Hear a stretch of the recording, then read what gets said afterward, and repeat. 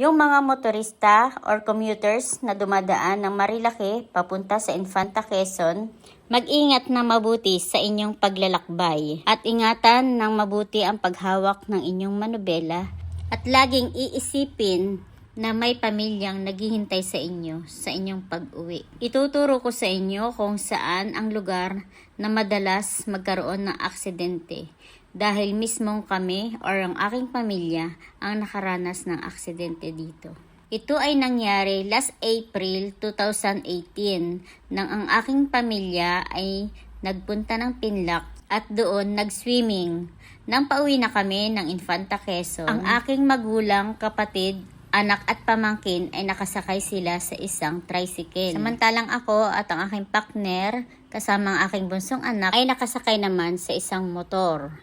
Habang kami naglalakbay at nakakakita ng magandang tanawin, kami ay pansamantalang humihinto upang magpa-picture. Hindi namin namamalayan ng aking pamilya pala ay nagkaroon na ng isang aksidente na hindi nila malilimutan. At nang kahit ang aking mga pamangkin ay ayaw na nilang maranasan muli at ayaw na pati nilang pumunta sa lugar na ito. Kaya iingatan ninyo kayong mga motorista. Huwag ninyong sasabihin na kayo ay sanay na mag-drive. Ang dubling ingat ay kailangan natin lagi sa ating paglalakbay.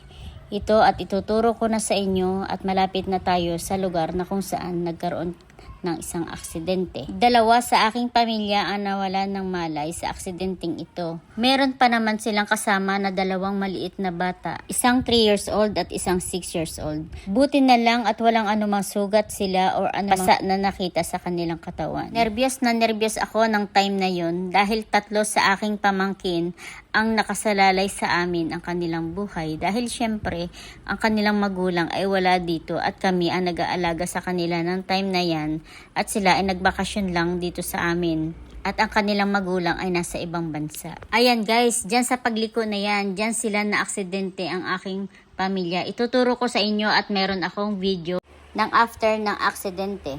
Ayan guys, tingnan nyo, dyan sa maliit na puno na yan, huminto ang tricycle na kanilang sinasakyan. Padaan yan yung daan ng gulong nga oh. Nung pagkatayo ko ng tricycle, mahirap talaga pigilin ito. Talaga dito ko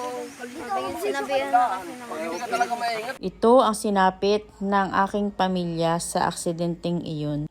Kaya guys, dubling ingat sa pagdala ng manobela at huwag kalimutan ang manalangin upang humingi ng proteksyon sa ating Ama sa ating paglalakbay. Ingat!